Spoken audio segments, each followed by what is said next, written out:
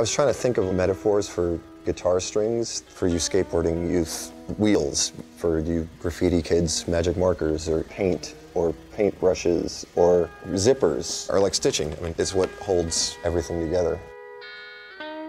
It's a thing that's absolutely essential. There's God, then there's his voice was Gabriel, you know what I mean? Like there has to be something to give vibration to actually make movement. A lot of people take it for granted, but a string like a reed or a drum head, they kind of really drive the sound. The string is where the music starts. The sound starts with that vibrating string.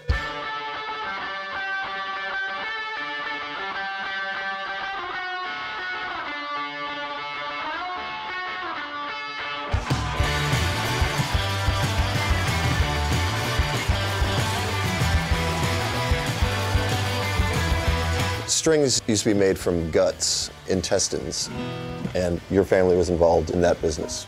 They were shepherds. In the wintertime, when they might have slaughtered some of the sheep, they would make strings from the intestines. Actually traced it back to 1680 in Sale, Italy. 330-something years of strings? Yep.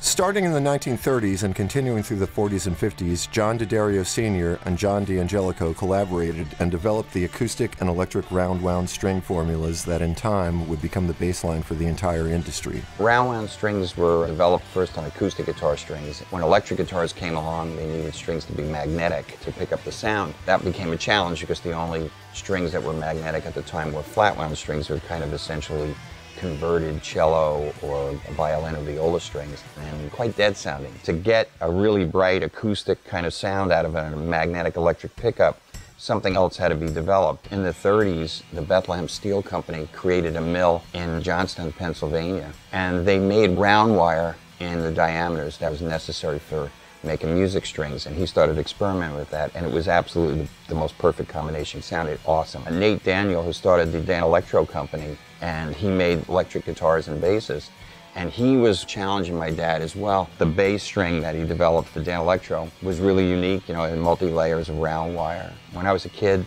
that's the only string I wanted to play.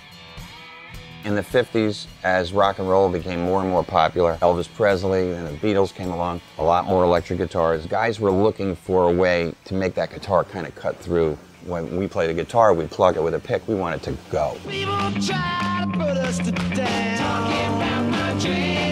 1965, The Who released My Generation and everything changed. Bassist John Entwistle would buy Dan Electro guitars, which were strung with D'Addario's round-wound strings, then remove those strings and put them on his other instruments.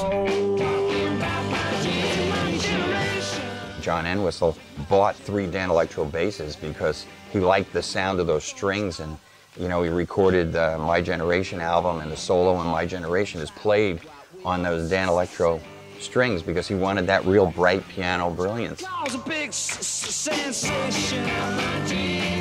To me, particularly the bass playing was really new to me. I thought it was, like really bright, and whoever took a bass solo in a song before? I mean, I don't think anybody.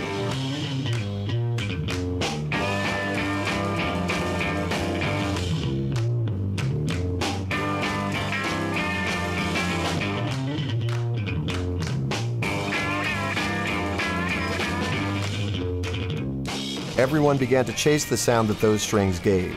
Guitarists and producers all over the world were searching for that round-wound sound. A sound that would give them the freedom to cut through, to push, to experiment.